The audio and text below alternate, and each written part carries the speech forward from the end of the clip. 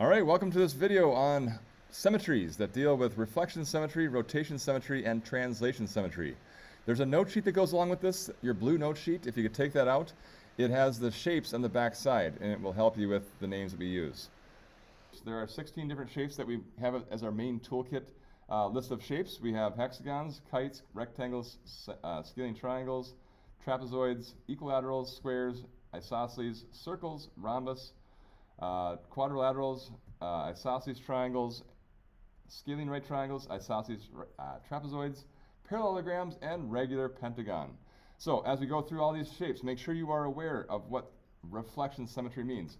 If you think back to when you have mirrors, mirrors show the same thing on both sides. You always see your same exact replica of yourself. In the mirror, when you look into it, if you put a line of symmetry down the middle of this hexagon, you can see that I have the same thing. So what we have here is called a line of reflection. So if I have my line of reflection here on this actual hexagon, I can put a line right down the middle of it, and that's one of the lines. You'll be asked today, how many lines of reflection does your shape have? Well, we know that there's at least one, because I just put a mirror there, and we saw the same thing on both sides. However, there are more. You could also have one going diagonally through the vertices as well. If I put my mirror right along this dotted line across this, that will also give you the same thing on both sides. So your eyes have to be able to look at a shape today and say, how many lines of symmetry does it have? And there you can see again that if I put a mirror right on that spot, you'll see the same hexagon that we had without that. Now, there are still more. You got one that goes this way. There's 3. Here's 4. And then here's 5. And then lastly, here's 6. There are 6 lines of reflection on a shape that has 6 sides. You will see a correlation with that. So this has 6 lines of symmetry. I'll start to abbreviate this here in a minute, but L-O, and I'll just say symmetry like this, okay? There are 6 lines of symmetry on a hexagon. Let's fast forward to other regular shapes that are in this list. You'll notice that there's a square here. That's going to have 4 lines of symmetry. I'll just say 4, and I'll just say LOS, lines of symmetry. Next one, there's another shape in here that I want to talk that's regular, this pentagon down here. This pentagon's got 5 sides, so it's going to have 5 lines of symmetry. Oh, let's go LOS, I guess. Lines of symmetry as well. Next, as we look at shapes that aren't going to be regular, that have same angles, same length sides, we have a kite. Put a mirror down the middle of this. It has 1 line of symmetry. That's the only place I can put this and get the kite that you see in the picture. So this has 1 line. And then other shapes you'll find may have 2, maybe have 3, and whatever it might be. But in this case here, you're just trying to think of, on your shape, which ones have lines of symmetry. This kite has 1 line of symmetry. I'll just call it LOS again. Next, and then this one right here has 2 lines. You can put the mirror right there, and you can also put the mirror right here and see the same thing. So rectangles have 2 lines of symmetry, as you see like this. So lines of symmetry, I hope you start to see how this all kind of works. Where you can put a mirror, there are some shapes that you're going to be tempted to maybe say that they do have lines of symmetry, but a scaling triangle, for example, if all the sides are different lengths and all the angles are different lengths, there's nowhere you can put a mirror and get that same looking shape. Scaling ones don't work. This trapezoid here, it would be nice, but it doesn't work. You can get one that kind of looks a little bit like it, but this side's shorter than this side, so you can't put a mirror on this one. Other things to note, the parallelogram is one that might look like it has symmetry as well. That's a typical one that students would say, hey, does that have lines of symmetry? And you can put a mirror here, but you don't see a parallelogram. You can try putting it diagonally. You get like an arrowhead. Not going to work. So there's nothing you can do on a parallelogram for lines of symmetry that are going to make that work. So lines of symmetry, again today, where can you put a mirror and see the same thing on both sides?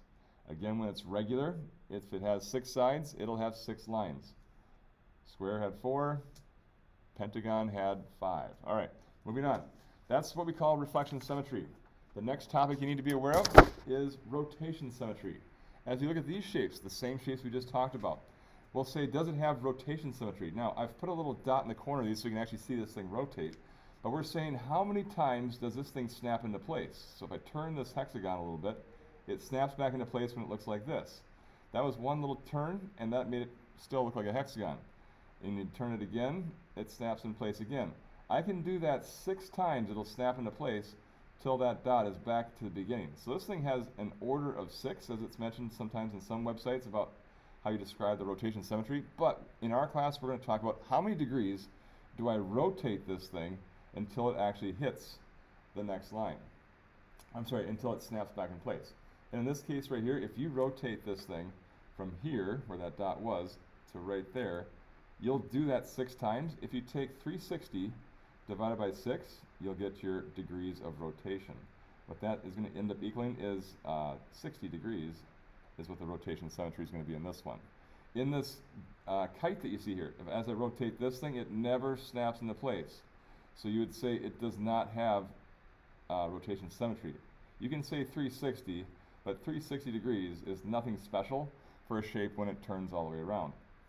Now a rectangle, it's got what's called point symmetry, but we're going to just stick to the sake of how many degrees do you turn it before it snaps back in place. So this rectangle, I can turn this one as well, and you'll notice it turns 180 degrees, and then it snaps back into place. Oops, and then it snaps back into place.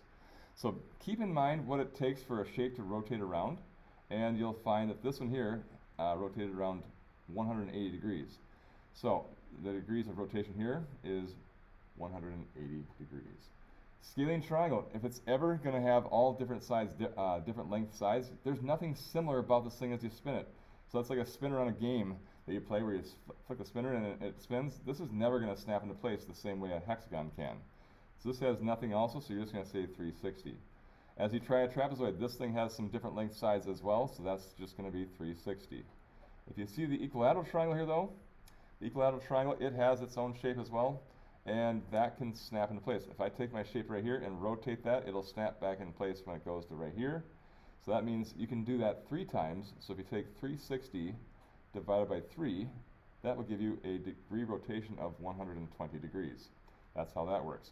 Squares, you can see now if it's got this little corner here, it's going to snap in place 4 times. So just take 360 divided by 4, and that gives you an answer of 90 degrees. This one looks tempting to want to say it has rotation symmetry, but when you keep turning it, you never get it to snap in its original position. So you actually have to go all the way around before it even does that again. So this one actually only has 360 degree rotation. Now I've only done some of these shapes right here. You can figure out the rest. There is one special one here, the circle. The circle actually has infinite degrees of rotation. You can turn it just a little, or you can turn it a lot. It doesn't matter how much you turn it. So this one really, we'll say it has infinite degrees of rotation. And the rest of these, I think you can all see how they work. So hopefully you understand a better sense of degrees of rotation, or rotation symmetry. And one thing to also note, this thing back here, as I mentioned earlier, this has 6 lines of symmetry. And when it has a regular shape that has 6 lines of symmetry, I'll just say LOS, if you take 360 divided by 6, that's the answer you'll get for the actual rotation symmetry as well. So if you take your 360 and divide by the lines of symmetry, you can also notice that that works as well. Watch. If I take a square, a rectangle here, that thing has a line of symmetry down the middle and a line of symmetry down here, oops, on that side as well. If you take 360 divided by the lines of symmetry 2, that's why it's also going to be 180, as you notice this as well.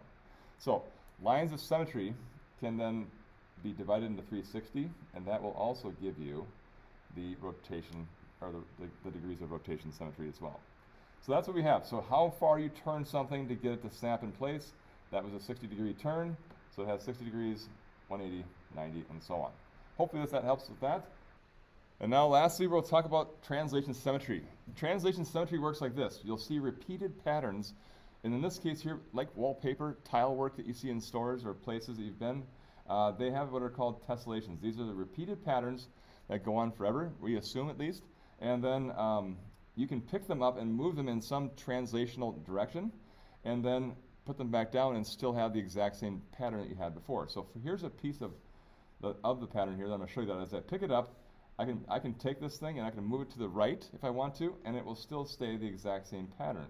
So there I go, like this. If I move it like this, you can still see that the pattern is still there.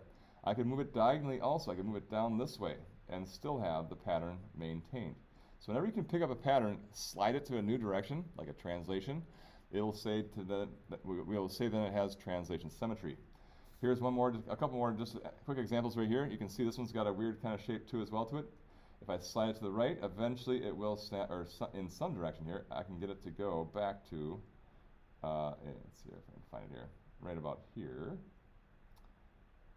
You can get these patterns that repeat. This one's a little hard actually to do. Let me find actually where that spot would. There we go.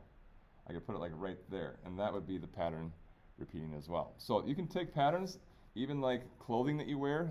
There's a lot of clothing. I've seen fabric like this before too, that has translation symmetry, and you can slide it in any new direction, and it will maintain the same pattern. So making sure you understand that I could slide it down here, for example. That pattern still stays the same pattern as I move it diagonally, horizontally, in whatever direction I want, or vertically.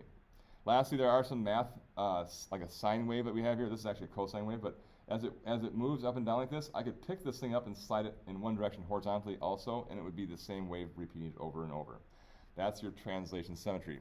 So as we're talking today, make sure you got an idea of all three translations, or of all three symmetries. We've got reflection symmetry, rotation symmetry, and transformation symmetry. Now, as you move on to your homework, keep these ideas in mind, and good luck.